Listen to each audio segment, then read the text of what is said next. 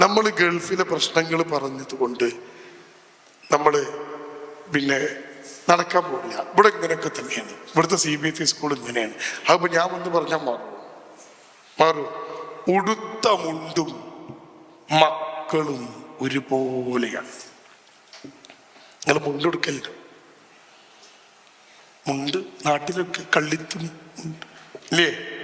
ഉടുത്ത മുണ്ടും മക്കളും ഒരുപോലെയാണ്. മറക്കരുത് ഞാൻ പറയുന്നത്. രണ്ടും അഴിഞ്ഞു വീഴുന്നതിന് മുമ്പ് പിടിക്കണം.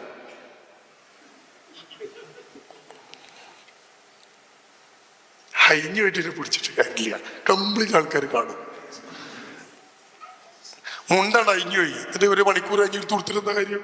പിറ്റേന്ന് നിങ്ങൾ പാന്റും സൂട്ടും ഒക്കെ ഇട്ടിറങ്ങുമ്പോൾ ആൾക്കാർ പറയും ഞങ്ങൾ കണ്ടതാ, ഫുള്ള് കണ്ട് മാനം പോയി അല്ലേ? അപ്പൊ രണ്ടും എന്ത് ചെയ്യണം? അഴിഞ്ഞു വീഴുന്നതിന് മുമ്പ് അല്ലോ കിട്ടി മോനെ കൊടുത്ത് അല്ലേ? പ്രശ്നമില്ല. മക്കൾ അഴിഞ്ഞു പോയിട്ട് പിന്നെ നിങ്ങൾ പിടിച്ചാൽ കിട്ടൂല. അഴിഞ്ഞു വീഴുന്നതിന് മുമ്പേ പിടിക്കണം. അഴിഞ്ഞു വീഴുന്നു എന്ന് മനസ്സിലാക്കുക. ഇങ്ങനെയാണ് കുട്ടിയുടെ സ്വഭാവം, പെരുമാറ്റം ഒക്കെ മാറ്റം വരും.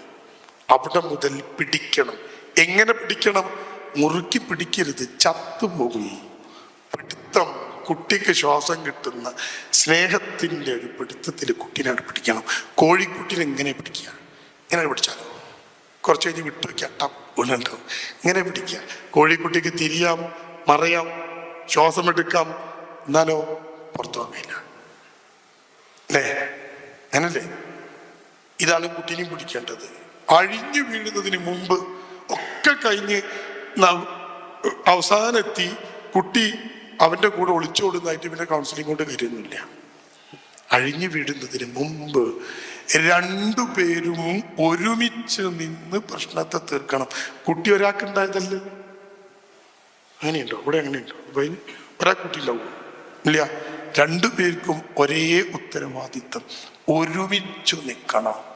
എന്നിട്ട് ബെഡ്റൂമിനകത്ത് നിന്ന് ഭാര്യ ഭർത്താവിനെയും ഭർത്താവ് ഭാര്യനെയും കുറ്റപ്പെടുത്തിയിട്ട് കാര്യമില്ല. ഒരുമിച്ച് ഒരു പദ്ധതി ഉണ്ടാക്കണം. ബെഡ്റൂം കിടന്നുറങ്ങാനുള്ള സ്ഥലം മാത്രമല്ല, കൂടിയാലോചനകളുടെ കേന്ദ്രമാണ്. ഭാര്യയും ഭർത്താവിൻ്റെയും ബെഡ്റൂം കൗൺസിലിംഗ് സെന്ററാണ്. അവിടെ വെച്ചിട്ട് നിങ്ങളൊരു സ്ട്രാറ്റജി ഉണ്ടാക്കണം. മോള് ഇങ്ങനെ പിടുത്തം വിടണ്ടോ എന്നൊരു സംശയം. അപ്പൊ ഭർത്താവ് പറയാണ്, എന്താണ് എനിക്ക് ഇത്ര സംശയം? അത് അവൾ ഇന്നലെ ബാത്റൂമിൽ കയറി കത്രിക എടുത്താണ്ട് മുന്നിലെ മുടി കുറച്ചൊന്ന് മുറിച്ചാണ്, എന്നിട്ട് നാക്കുണ്ട്. കണ്ടോ? തെറ്റിപ്പോകാനുള്ള ഒരു ടെൻഡൻസി കുട്ടി കാണിക്കുക. കൗമാരത്തേക്ക് കയറുകയാണ്. അപ്പൊ എന്താ ചെയ്യേണ്ടത്? പാപ്പ ഉടൻ തന്നെ അത്രക്കായോ നാളെ തന്നെ കൊണ്ട് മുട്ട അടുപ്പിച്ചേക്കാം. ഇതാണോ അതിന്റെ സ്ട്രാറ്റജി? അല്ല. രണ്ടുപേരും കൂടി ചേർന്നിരുന്ന് അങ്ങനെ ഉണ്ടോ എന്ന് നമ്മൾ ഇനി കൂടുതൽ കെയർ ചെയ്യണം. ആ കെയർ എന്താ? അതിനെ പിടിച്ച് റൂമിലിട്ട് പൂട്ടുക, ഇന്റർനെറ്റ് ഓഫാക്കുക, ഫോണ് വാങ്ങി വെക്കുക അല്ല. ആ സ്നേഹത്തോടു കൂടി ആ കുട്ടിയുടെ കൂടെ ഇരിക്കണം.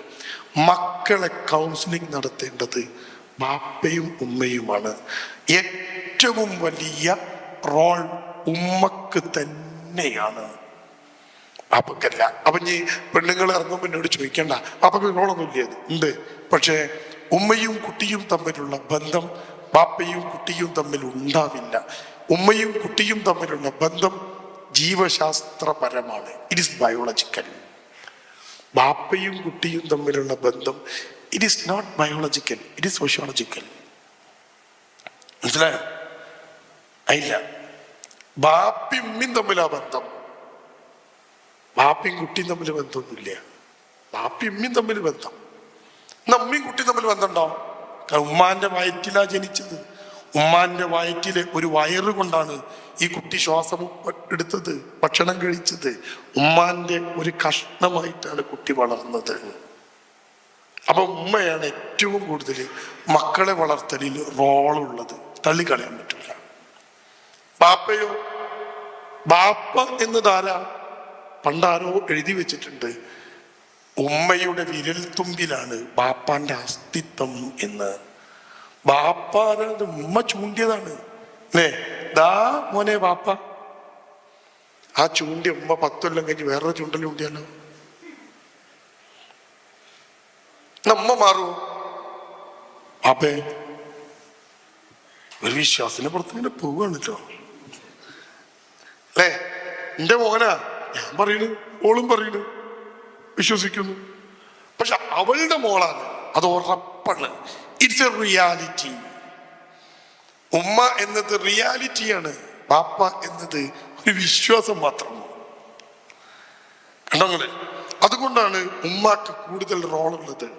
ഉമ്മ പറഞ്ഞാൽ അനുസരിക്കാത്ത കുട്ടി ഒരു കൗൺസിലർ പറഞ്ഞാലും അനുസരിക്കൂല. നിങ്ങൾ ജർമ്മനിയിൽ നിന്ന് കൊണ്ടുവന്ന കൗൺസിലർമാരെ, ഇവിടെ നിങ്ങൾക്ക് ജർമ്മനിക്കാരെയുള്ള വിശ്വാസം നമ്മളെക്കാളൊക്കെ കൊണ്ടുവന്നോ? നിങ്ങൾ ജപ്പാനിൽ നിന്ന് കൊണ്ടുവന്നോ കൗൺസിലറെ? കുട്ടി കേൾക്കൂല. കുട്ടി ഉമ്മ പറഞ്ഞ കേൾക്കണം, ബാപ്പ പറഞ്ഞ കേൾക്കണം. നിങ്ങൾക്കൊക്കെ എത്ര വലിപ്പുണ്ട്. ഇപ്പോഴും നിങ്ങളെ ബാപ്പ പറഞ്ഞ ഞങ്ങൾ കേൾക്കുവോ? കേൾക്കുവോ? ബാപ്പ വന്നിട്ട് എടാ അങ്ങനെ വേണ്ട കേൾക്കുവോ? ഞാനൊരു ഗൾഫാറിന്റെ വീട്ടിൽ പോയപ്പോ വീട് നല്ല വീടാ, അടിപൊളി വീടാ. പക്ഷെ മുന്നിൽ ഒരു സുഖമില്ല, ഇങ്ങനെ ഒരു കട്ടിങ് ഒക്കെ ഉണ്ട് ഫ്രണ്ട് തന്നെ. ഞാനിങ്ങനെ ഇറങ്ങിന്ന് ചോദിച്ചു, ഇതെന്താ ഇവിടെ ഒരു കട്ടിങ് ഒക്കെ? അപ്പൊ അയാൾ പറഞ്ഞു, അത് വലിയ കഥയെ സാറൊന്നും പറയണ്ട. എന്താ കഥ? കാരണം വീടുണ്ടാക്കാൻ വേണ്ടി കുറ്റി അടിച്ചപ്പോ ബാപ്പ ഇങ്ങനെ വന്ന് കുറ്റി നോക്കി, കൊലായി ഇങ്ങനെ കുറച്ച് വലിപ്പുണ്ട് കൊലായി, 2 തെങ്ങ് മുറിക്കണം. എന്റെ കൊലായിക്ക് 2 തെങ്ങ്. ബാപ്പ വന്നിട്ട് കുറ്റിയൊക്കെയാണ് പറഞ്ഞ്, കുറ്റിയാണ് മാറ്റി അടിച്ചേക്ക, തെങ്ങ് മുറിക്കാൻ ഞാൻ സമ്മതിക്കില്ല. അയാള് കുറ്റി 2 തെങ്ങിന്റെ കട്ടിങ്ങാ മുന്നില്. ബാപ്പ മരിച്ചപ്പോ ഇയാള് തെങ്ങ് മുറിച്ചു, പക്ഷെ കട്ടിങ് അവിടെ കിടക്കുന്നു. എന്നാലും അയാള് വീടുണ്ടാക്കുമ്പോൾ പോലും ബാപ്പ പറഞ്ഞത് അനുസരിച്ചു. നമ്മുടെ മക്കളും ഇപ്പം തന്നെ കേൾക്കില്ല, എന്നിട്ടാ തെങ്ങല്ല തല പെട്ടും. കണ്ടോങ്ങളെ? അപ്പൊ കുട്ടി വളരെ പ്രധാനമാണ് എന്ന് നമ്മൾ മനസ്സിലാക്കുക. അതിനെ വളർത്താനുള്ള സ്ട്രാറ്റജി നമ്മൾ ഉണ്ടാക്കുക. ആ കുട്ടിയുടെ എന്ത് പ്രശ്നവും ഒരുമിച്ച് നിന്നുകൊണ്ട് ഒരു സ്ട്രാറ്റജി ഉണ്ടാക്കി നിങ്ങൾ മുന്നോട്ട് പോയാൽ മതി. കുട്ടീൻ്റെ പ്രശ്നം അവിടെ തീരും. പക്ഷെ ഒരുമിച്ച് നിൽക്കണം. ഭർത്താവിന് ഒരഭിപ്രായം, ഭാര്യക്ക് വേറെ അഭിപ്രായം. കുട്ടി ആരെ കൂടെ നിൽക്കും? കുട്ടിക്ക് ഏതാണോ ഫേവർ അവിടെ നിൽക്കും അല്ലേ? ഭാര്യ ഇടത്തോട്ട് വലിക്കുന്നു, ഭർത്താവ് വലത്തോട്ട് വലിക്കുന്നു. അങ്ങനെ വിളിച്ചാൽ എന്താ സംഭവിക്കുക? പൊട്ടും അല്ലേ? രണ്ടാളും കൂടി ഒരു ഭാഗത്തേക്ക് വലിച്ചാലോ? വണ്ടി റോട്ടിൽ കേടുന്നു, 2 ആള് മുന്നോട്ട് തള്ളുന്നു, 2 ആള് ബാക്കിൽ നിന്ന് ഇങ്ങോട്ടും തള്ളുന്നു. വണ്ടി നീങ്ങുമോ? 4 ആളും കൂടി ഒരു ഭാഗത്തേക്ക് തള്ളിയാലോ? അപ്പൊ നിങ്ങൾ മനസ്സിലാക്കേണ്ടത്, പാരന്റിങ്ങിൽ ഏറ്റവും പ്രധാനം നമ്മൾ ഒരുമിച്ച് നിൽക്കുക എന്നതാണ്. കുട്ടി അഴിഞ്ഞു വീഴുന്നതിന് മുമ്പ് കുട്ടിയെ പിടിക്കാനുള്ള സ്ട്രാറ്റജി നിങ്ങൾ ഉണ്ടാക്കണം. അമിതമായി നൽകിയാൽ, ആവശ്യത്തിന് കുറവ് നൽകിയാലും കുട്ടി തെറ്റിപ്പോകും. എല്ലാ ആവശ്യത്തിനും കുട്ടിക്കൊരു ഫോണ് വേണമെങ്കിൽ ഫോണ് കൊടുക്കണം നിങ്ങൾ. അത് ആവശ്യത്തിന് മാത്രം. ഞാൻ ചെറിയ കുട്ടീൻ്റെ കാര്യമല്ല പറഞ്ഞത്, വലിയ കുട്ടീൻ്റെ കാര്യമാണ്. പക്ഷെ ഐഫോൺ തന്നെ വേണോ? അത് നിങ്ങൾ തീരുമാനിക്കേണ്ട സാധനമാണ്. കുട്ടി പറയണത് iPhone 14 ഇല്ലെങ്കിൽ പിന്നെ ഫോണില്ല എന്നാണ്. ഈ ഫോണിൽ ഈ കുട്ടി എന്താ കാണുന്നത്? അതും നമ്മൾ ഏറ്റവും കൂടുതൽ ചിന്ത കൊടുക്കേണ്ട കാര്യമാണ്. ഇപ്പൊ ഇതൊക്കെ നമ്മുടെ ജീവിതത്തിൽ പഠിക്കേണ്ട ചില പാഠങ്ങളാണ് എന്ന് നമ്മൾ മനസ്സിലാക്കണം. ഇനി ഒരൊറ്റ കാര്യം കൂടി പറഞ്ഞ് ഞാൻ ചുരുക്കുകയാണ്. എനിക്ക് നാളെ പണിക്കോണ്ടേ? വേണ്ട, പണിയില്ലേ? പോയോ? നാളെ പണിക്കോണ്ടേ? വേണ്ടേ? അപ്പൊ ഞാൻ വേഗം നിർത്താം കേട്ടോ, നിങ്ങൾക്ക് പണിക്കുമല്ലോ. ഇനി ഒറ്റ കാര്യം കൂടി, ഒരു കുട്ടിയുടെ, ഞാൻ നേരത്തെ പറഞ്ഞു വെച്ച ഒരു സാധനം മുഴുവനാക്കിയില്ല, അത് മുഴുവനാക്കിയാൽ അവസാനിപ്പിക്കാം. ഒരു കുട്ടി എന്നത് മനുഷ്യന്റെ ക്വാളിറ്റിയുടെ പേര് എന്തായിരുന്നു പറഞ്ഞു? എന്താ? അപ്പൊ ഓർമ്മ ഉണ്ടല്ലേ? പേഴ്സണാലിറ്റി. എന്താണ് ഈ പേഴ്സണാലിറ്റി?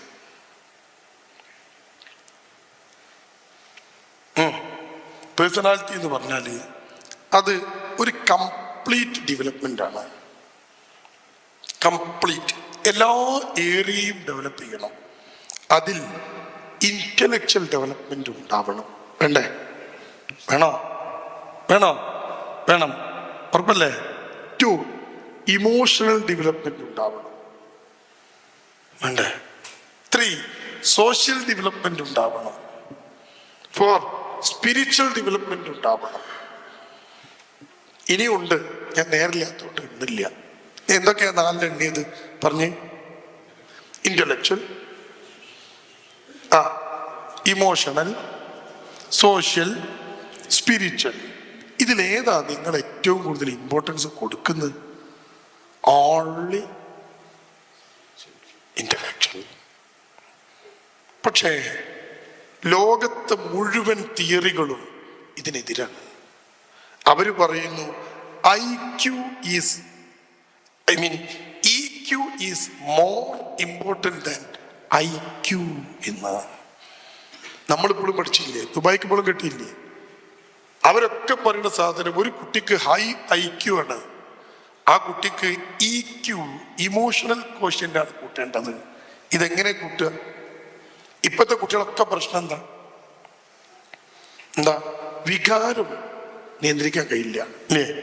പെട്ടെന്ന് തളർന്നു പോകുന്നു, പെട്ടെന്ന് സങ്കടം വരുന്നു, പെട്ടെന്ന് ദേഷ്യം വരുന്നു, പെട്ടെന്ന് നിരാശ വരുന്നു. എല്ലാ ഇമോഷൻസും പെട്ടെന്ന് ഡൗണായി പോവാ കുട്ടികൾ. എന്താ പറ്റണേ? EQന് ഇമ്പോർട്ടൻസ് ഇല്ല. ഇനി സാമൂഹ്യ വളർച്ച നോക്ക് നിങ്ങൾ, സോഷ്യൽ ഡെവലപ്മെന്റ്. എന്ത് മാർഗം നിങ്ങൾ ഗൾഫ് കൊടുക്കണ കുട്ടി? എന്താ ഈ കൂട്ടിൽ ഇങ്ങനെ ഇടുക, എന്നിട്ടോ ഒരു നിവൃത്തിയില്ല. ഒരു നിവൃത്തി അല്ലേ? ഒരു നിവൃത്തിയില്ല. കൂട്ടിലങ്ങനെ ഇടുക, ഇത് പോവാ, എപ്പോഴെങ്കിലും ഒന്ന് പുറത്തോട്ട് പോവുക, പിന്നെയും കൂട്ടിലിടുക. വേറെ നിവൃത്തി നമുക്കില്ല. പക്ഷേ ഇതിനുള്ള അവസരങ്ങൾ ഞാൻ നിങ്ങളോട് ഇത് പറഞ്ഞെന്തിനാ അറിയോ? ഇതൊരു ഇസ്ലാഹി സെന്ററാണ് ഇപ്പൊ നമ്മൾ നിൽക്കുന്നത്. ഒരുപാട് പണം മുടക്കി എഫേർട്ട് എടുത്ത് കുറച്ച് ആളുകൾ ഇതിന്റെ പിറകിലുണ്ട്. ഇത് നിങ്ങളുടെ കുട്ടിയുടെ സാമൂഹ്യ വളർച്ചയുടെ കൂടി കേന്ദ്രങ്ങളാക്കി മാറ്റണം. ഇടയ്ക്കിടയ്ക്ക് ചില പ്രോഗ്രാമുകൾ, ഗെറ്റ് ടുഗെദറുകൾ, ഒരുമിച്ച് ചേരലുകൾ, കുട്ടിക്ക് പറയാനുള്ള അവസരം. ഞാനൊരു കോളേജിൽ അധ്യാപകനാണ്, കോളേജിലാണ്, ഫറൂഖ് കോളേജിലാണ്. നമ്മൾ അവിടെ കാണുന്ന കാഴ്ച എന്താ പറയുക നിങ്ങൾക്ക്? ഗൾഫില് +2 വരെ പഠിച്ച കുട്ടി ഫറൂഖ് കോളേജിൽ ഡിഗ്രിക്ക് വരും. +2 വരെ അടിപൊളി കമ്മ്യൂണിക്കേഷൻ കപ്പാസിറ്റി ആയിരിക്കും. ഇംഗ്ലീഷൊക്കെ ഇങ്ങനെ മണ്ണി പോലെ പറയും. നാട്ടിലെ കുട്ടിയോ വേർ ആർ യു ഗോയിങ് എന്നാ പറയാ. ഇവിടുത്തെ കുട്ടിയോ ബ്രിട്ടീഷ് സ്കൂളിലാണ്. പക്ഷേ കോളേജിലെ ക്ലാസ് മുറിയിലെത്തി എന്തെങ്കിലും ഒന്ന് പറഞ്ഞാൽ നിങ്ങളെ ബ്രിട്ടീഷ് ഇംഗ്ലീഷുകാര് പഠിക്കും. മറ്റേ കുട്ടി പോയിക്കാണ്ട് ഐ ആം ഫ്രം മലപ്പുറം എന്ന് പറയും. അത് പറയാൻ ആ കുട്ടിക്ക് കപ്പാസിറ്റി ഉണ്ട്. നിങ്ങളെ കുട്ടിക്ക് അറിയാം, മുണ്ടൂല. അല്ലെങ്കിലും ആ കുട്ടി ഇങ്ങനെ ചിന്തിച്ചിരിക്കുകയാണ്, ഇനിയിപ്പോ ഞാൻ പറഞ്ഞാൽ തെറ്റുമോ, ഞാൻ പറഞ്ഞാൽ പ്രശ്നമാകുമോ? എന്നാൽ ആ കുട്ടി ഹൈ കപ്പാസിറ്റി ഉണ്ട്, IQ ഉണ്ട്, EQ ഇല്ല. ഇത് മുമ്പിൽ ചെന്ന് നിന്ന് മുഖത്ത് നോക്കി സംസാരിക്കാനുള്ള സോഷ്യൽ ഡെവലപ്മെന്റ് ഇല്ല, ഇമോഷണൽ ഡെവലപ്മെന്റ് ഇല്ല. ഇവിടെ നഷ്ടമാകുന്നത് വിദ്യാഭ്യാസത്തിലെ ഈ മേഖലയാണ്. അതുകൊണ്ട് എത്ര ബുദ്ധി ഉണ്ടായിട്ടും എത്ര ലാംഗ്വേജ് ഉണ്ടായിട്ടും കാര്യമില്ല. ഇത് പറയാൻ ധൈര്യമുണ്ട്. എന്താണ് ഇത് ഉണ്ടാക്കിയെടുക്കാനുള്ള പ്രവർത്തനങ്ങളാണ് നമ്മൾ മക്കൾക്ക് കൊടുക്കേണ്ടത്. ആര് വീട്ടിൽ വന്നാലും മക്കളെ മുന്നിൽ കൊടുക്കണം, ചെറിയ കുട്ടികളാണെങ്കിൽ. എന്നിട്ട് സംസാരിപ്പിക്കണം, കാര്യങ്ങൾ ചെയ്യിക്കണം, അവന് ഉത്തരവാദിത്വം കൊടുക്കണം. ചായ കൊണ്ട് കൊടുക്കാൻ അവനെ ഏൽപ്പിക്കണം, സംസാരിക്കാൻ അവനെ വിടണം. അപ്പോഴേ കുട്ടി ഡെവലപ്പ് ആവുള്ളൂ. ഇതിങ്ങനെ കുട്ടീൻ്റെ CBSE സ്കൂളിലെ ഗ്രേഡ് കാർഡ് നോക്കിയാണ്ട് അഭിമാന പുളകിതരായിട്ട് കാര്യമില്ല. ഇതിനൊന്നിനും പറ്റൂല. നിങ്ങൾ മനസ്സിലാക്കുക. കണ്ടോ, മുണ്ടൂല. നമുക്ക് കോളേജിലൊക്കെ ഉണ്ടാവും, അടിപൊളി കുട്ടിയായിരിക്കും. എന്തെങ്കിലും ഒരു പരിപാടി കോളേജിൽ ഉണ്ടെങ്കിൽ കാമ്പിയറിങ്ങിന് വേണ്ടിയിട്ട് ഗൾഫിൽ പഠിച്ചൊരു കുട്ടീനെ നീ നല്ല ഇംഗ്ലീഷ് അല്ലേ, നീ ഒന്ന് കോമ്പിയറിങ് നടത്തുക എന്ന് പറയുമ്പോൾ ആ കുട്ടിക്ക് അതിന് ധൈര്യമില്ല. നമ്മുടെ നാട്ടിലെ കുട്ടി അതിനറിയണ മാതിരി അത് കോമ്പിയറിങ് ആയിരുന്നു, ഒക്കെ തെറ്റായിരിക്കും എന്നാലും പറയും. കണ്ട, അപ്പൊ കുട്ടീൻ്റെ ഏത് വികസനമാണ് നമ്മൾ ഏറ്റവും കൂടുതൽ നോക്കേണ്ടത് എന്ന് നിങ്ങൾ ഓർക്കണം. ആ ഒരു മേഖല മാത്രം, ഒരു ഭാഗം മാത്രം വികസിപ്പിച്ച വികലാംഗനായി പോകും. ആലോചിച്ച് നോക്ക്, ജിമ്മിൽ പോയിട്ട് ഒരു കൈ കൊണ്ട് മാത്രം കളിച്ചു നോക്ക്, ഒരു കാലിൽ മാത്രം കളിച്ചു നോക്ക്. കുറച്ച് കഴിഞ്ഞാൽ ആൾക്കാർ പറയും ഇവനെന്താണ് ഒരു വികലാംഗൻ അല്ലേ. ഒരു ഭാഗം മാത്രം ഡെവലപ്പാകും, എല്ലാ ഭാഗവും ഒരേപോലെ വരണം അല്ലേ, വേണ്ടേ? അപ്പോഴല്ലേ അതിനെ കംപ്ലീറ്റ് കോംപ്രഹെൻസീവ് എന്ന് പറയുള്ളൂ. അപ്പൊ കുട്ടിയുടെ ഡെവലപ്മെന്റിലേക്ക് നമ്മൾ ഇങ്ങനെയാണ് അവരെ കൂട്ടിച്ചേർക്കേണ്ടത് എന്ന് നമ്മൾ ഓർത്തു വെക്കുന്നത് നന്നാവും. എല്ലാ മേഖലയും വികസിക്കാൻ ആവശ്യമായ കപ്പാസിറ്റികൾ കുട്ടിക്ക് കൊടുക്കണം. ഇനി അതെങ്ങനെ, അതുകൂടി ഒരു ചെറിയ കാര്യം പറഞ്ഞാൽ നിർത്താം. ചെറിയ കാര്യം, കുട്ടിക്കുടെ 3 കാര്യങ്ങൾ നിങ്ങൾ നിയന്ത്രിക്കണം. എന്താ ഞാൻ പറഞ്ഞത്? 3 കാര്യങ്ങൾ കൺട്രോൾ ചെയ്യണം, നിയന്ത്രിക്കണം. എന്തൊക്കെയാ 3 1, കുട്ടിയുടെ കാഴ്ച. 2, കുട്ടിയുടെ കേൾവി. 3, കുട്ടിയുടെ കളി. 3. ഞാൻ ഇപ്പം പറഞ്ഞ ഈ ഡെവലപ്മെന്റുകൾ കംപ്ലീറ്റ് ആവണമെങ്കിൽ ഈ 3 നിങ്ങൾ കൺട്രോൾ ചെയ്യണം. എന്തൊക്കെയാ? കാഴ്ച, കേൾവി, കളി. എന്ത് കാണുന്നു എന്നത് കുട്ടിയുടെ കാഴ്ചപ്പാടാവും. എന്താ കുട്ടി കാണുന്നത് ഞാൻ നേരത്തെ സംസാരിച്ചു, നീ പറയണ്ടല്ലോ. എന്ത് കുട്ടി കേൾക്കുന്നു? കേൾക്കുന്നത് എന്താ? പാട്ട്, ഡാൻസ്, റീൽസ്, ഷോർട്സ്. പ്രിയമുള്ള രക്ഷിതാക്കളെ, രാത്രി കുട്ടിക്ക് മൊബൈൽ നൽകരുത്. എത്ര വലിയ കുട്ടിയാണെങ്കിലും. ആൺകുട്ടി 21 വയസ്സുള്ള ആൺകുട്ടി ഉണ്ട്, അവന് രാത്രി മൊബൈൽ നൽകരുത്. പെൺകുട്ടി രാത്രി കൊടുക്കരുത്. എന്ത് പഠിക്കാണ്ട് എന്ന് പറഞ്ഞാലും രാത്രി മൊബൈൽ കൊടുക്കരുത്. നിങ്ങളുടെ വീട്ടിലെ മക്കളുണ്ടെങ്കിൽ ഇന്റർനെറ്റ് രാത്രി അവൈലബിൾ അല്ല എന്ന് ഉറപ്പുവരുത്തണം. തെറ്റിപ്പോകും മക്കള്. എന്തിനാ രാത്രി കുട്ടിക്ക് ഫോണ്? കുട്ടി പഠിക്കാനുണ്ടോ? ഉമ്മ ഇരിക്കണം, വിടരുത്, ശ്രദ്ധ വേണം. കാഴ്ച പ്രശ്നാണ് കണ്ടോ?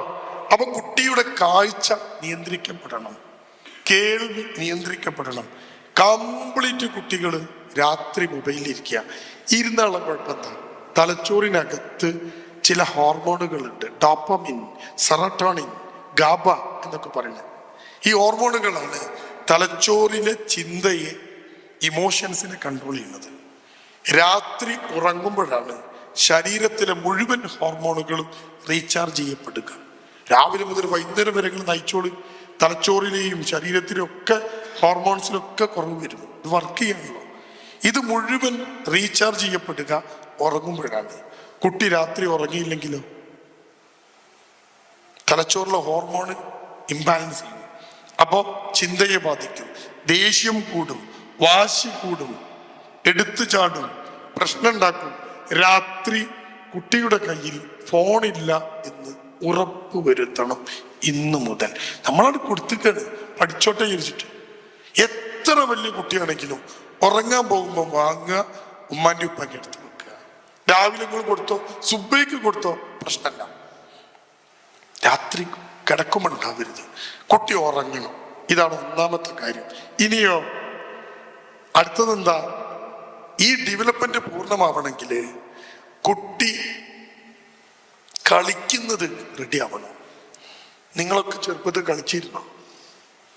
ഉണ്ടോ? കളിച്ചിരുന്നോ? എന്ത് കളി കളിച്ചിരുന്നു? കളിച്ചിട്ട് എപ്പോഴും ജയിച്ചിട്ടുണ്ടോ? ഇല്ലേ? എന്ത് കളിയാ നിങ്ങള്? തോറ്റിരുന്നോ? എന്നിട്ട് തോറ്റിട്ട് വീണ്ടും കളിക്കും. അപ്പോഴോ വീണ്ടും നിങ്ങൾ ജയിച്ചില്ല. ഇത്രയും കാലമായിട്ട് ഒക്കെ തോൽവി തന്നെ അല്ലേ? നമ്മളൊക്കെ അങ്ങനെയല്ലേ? സ്കൂൾ വിട്ടു വന്ന കളിയാണ്, 2 ഗ്രൂപ്പായിട്ട് കളിച്ചിട്ടാണ് തോൽക്കും. ഒരു ഗ്രൂപ്പ് ജയിക്കും.